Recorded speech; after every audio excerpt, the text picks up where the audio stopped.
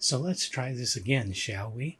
Um, Welcome to another Telltale Books video. I'm Greg, and I'm doing this a second time because during the first time, my camera battery died, and I didn't realize it because the camera I'm using now, I dropped the camera I had been using, and it broke. So now I've got a Canon 5D Mark III, and I can't see. I don't have a flip up monitor or anything. I can't tell what's going on. I don't even know if I'm in the frame. Pretty sure I am, but I really can't. I don't know because I can't see with this camera. Great camera, but I can't see what's going on. So when the battery clicks off, if I'm in the middle of talking, I don't hear it click off. And I can't tell that the camera's not on because there's no light on the front of the camera telling you that it's even running. The light is on the back of the camera. So anyway, it shut off probably halfway through, and I talked for a long time without any camera recording me. Okay, the fun of doing YouTube videos. So what I want to talk about in this video, I want to do kind of a monthly wrap-up, and you leave in the comments whether you like this or not. Don't tell me how to do it. Just tell me yes or no. Just say yay or nay. If you hate it, I won't do this again. But I want to do this month because there have been a couple of things that have happened that I think are kind of important.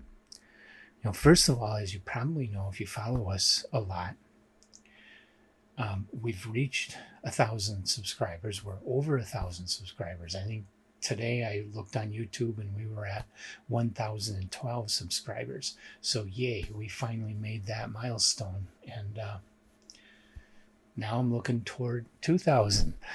I would love to reach that. I'd love to keep this going. And things, you know, if you look at our history, I am seeing a pretty interesting curve where for like our first 3 years, it was pretty low, but it was steadily growing, but very slowly growing. And then in the last 2 years, it started to ramp up. And in the last few months, it's really spiked. It's really going up. And I hope it keeps like that, because I hope to keep finding new people. At some point, it's going to level off, because what we do is kind of niche. It's not for everyone. I know that. I've known that since before we incorporated Telltale Books. I knew this was never going to be super big, but I would like to find more than 1,012 people and have more people watching each of the videos as well. So we reached that milestone. And we've reviewed some great books lately. In January, we reviewed Slan. And then February, we did House of Leaves. And right now, we're reading a lot of Grady Hendrix. It was actually a reread of Southern Book Club's Guide to Slaying Vampires, because I read it about 3 years ago with Samantha. And I gave my copy to Emily right away with the idea she would read it and we would do a video way back then. Well, then she never read it. So she finally decided she wanted to read it. And not only that, she wanted to read it with How to Sell a Haunted House. And I thought I should run and get a thermometer and take her temperature, because she never wants to do more than one novel per month. And here she, you know, this was her idea to do two, and these are not small books. It was her idea to do two novels. And then we got a hold of Hendrix's latest, The Witchcraft for Wayward Girls. Now, I went ahead and read it right away with Samantha. Emily's probably not going to get to it for a while. So our video review will probably be at earliest later this year, later 2025. But we will get to that. But for me, it's a triple feature Grady Hendrix this month of reading. And you'll see the videos for Southern Book Club and How to Sell a Haunted House coming up in March. We're going to shoot the videos on March 12th, and so they'll go up on the channel somewhere after that.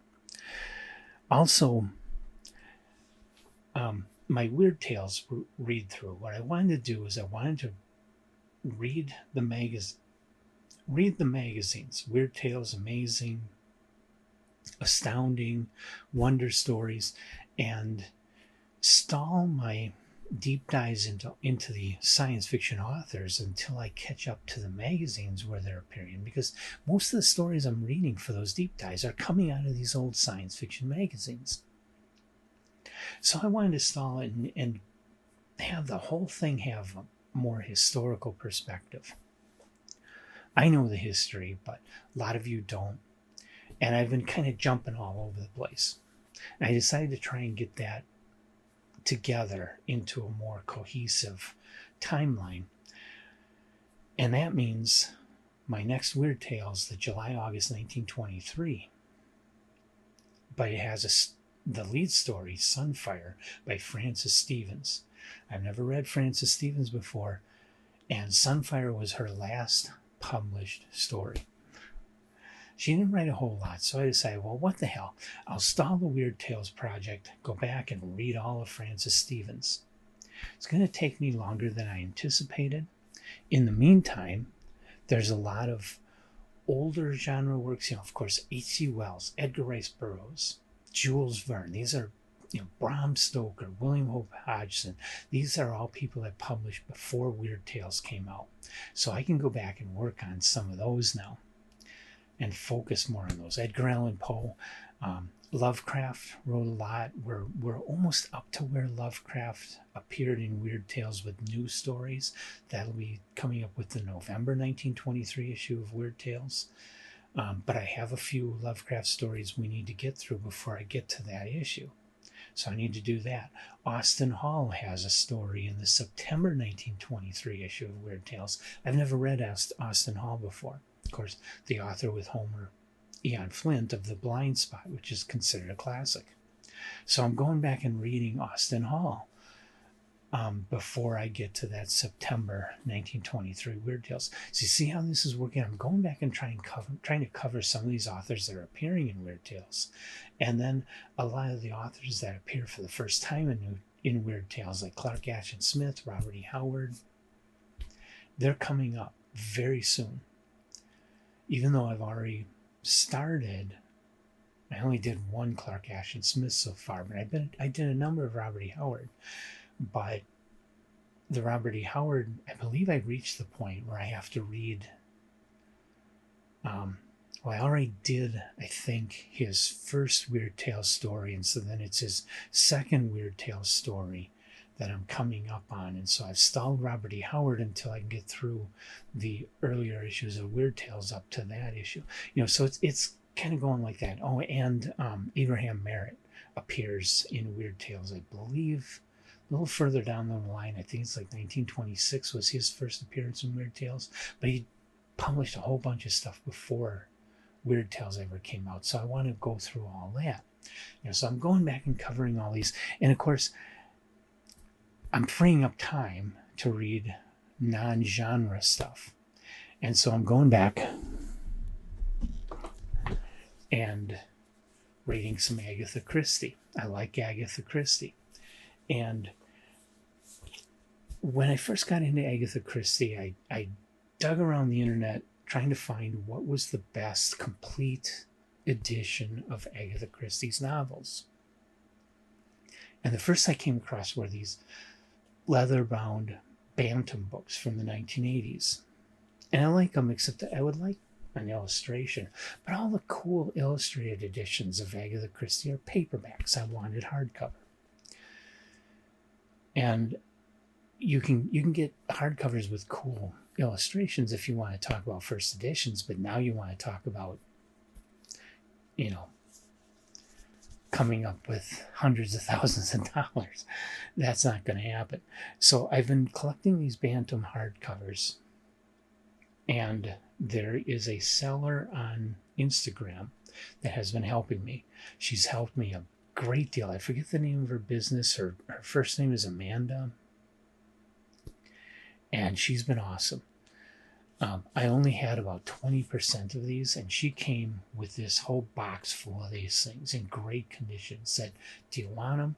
Gave me a great price on them, shipped them to me instantly.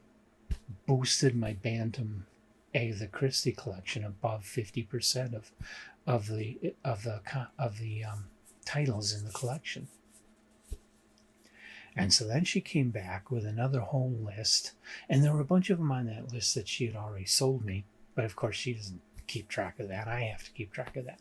So I went through and found which ones I didn't have, and so she sent me 15 more books recently, boosting my Bantam Agatha Christie collection to 70 or 75%, I think. So I'm a long ways along, and I haven't been doing much reading of Agatha Christie. I've read 3 of her novels and a couple of her short stories, and that's it.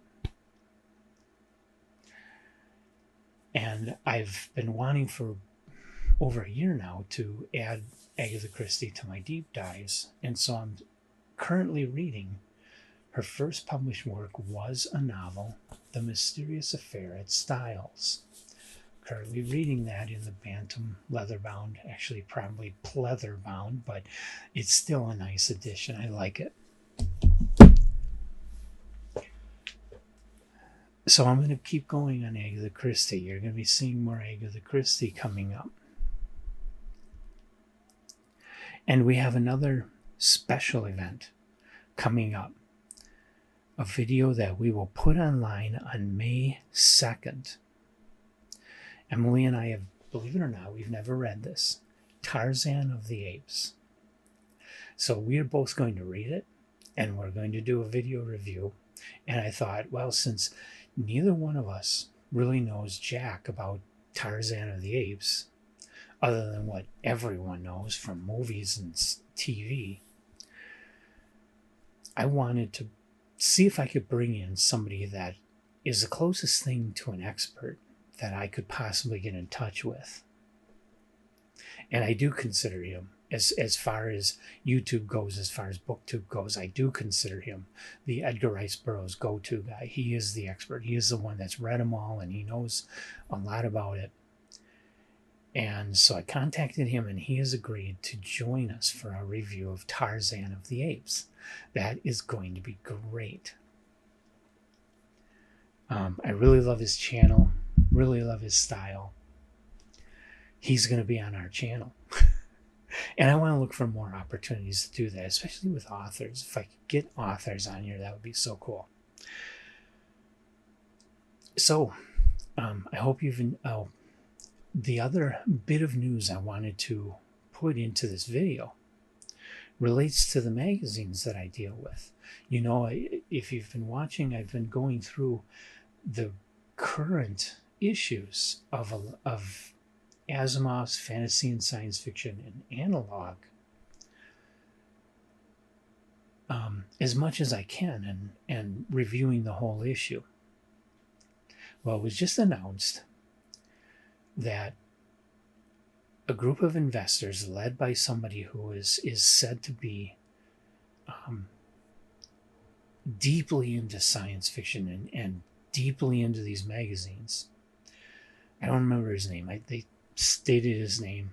I have a terrible memory for names.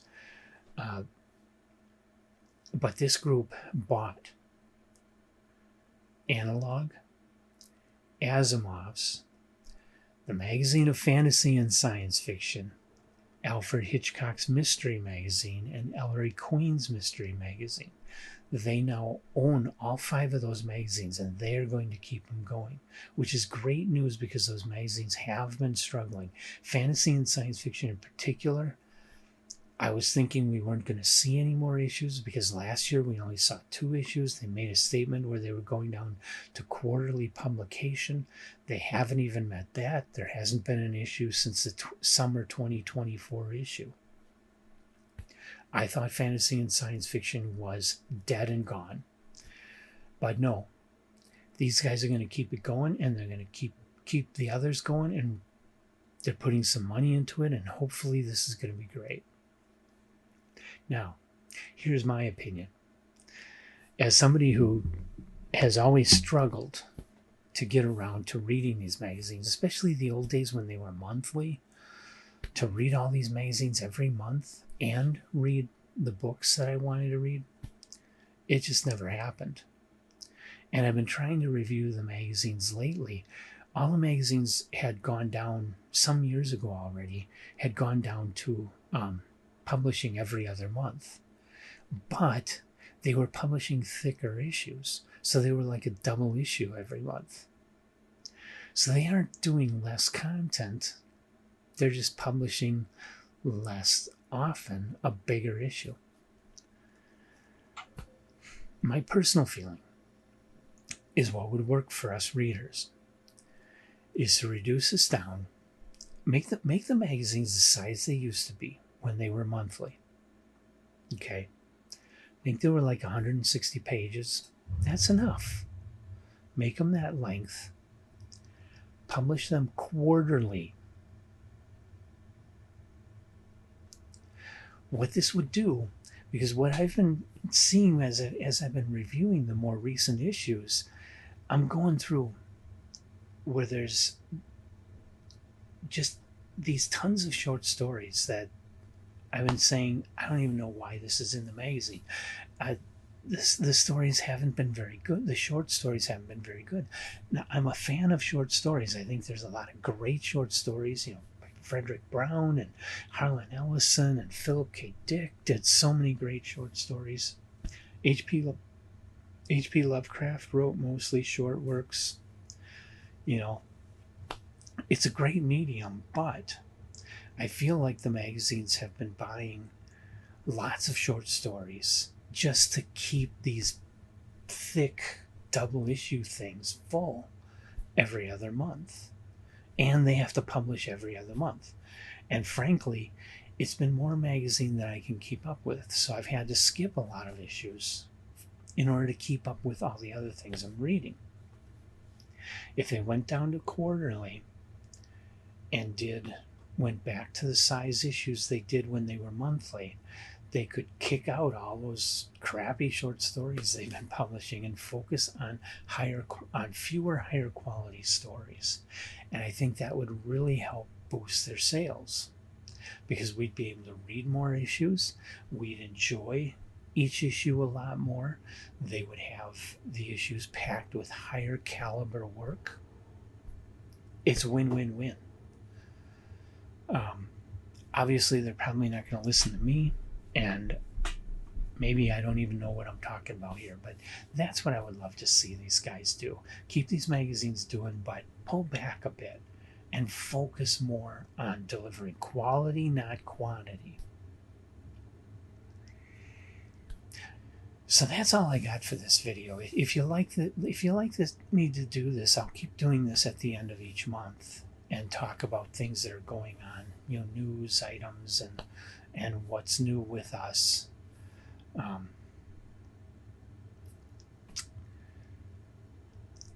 I'll do that if you like it.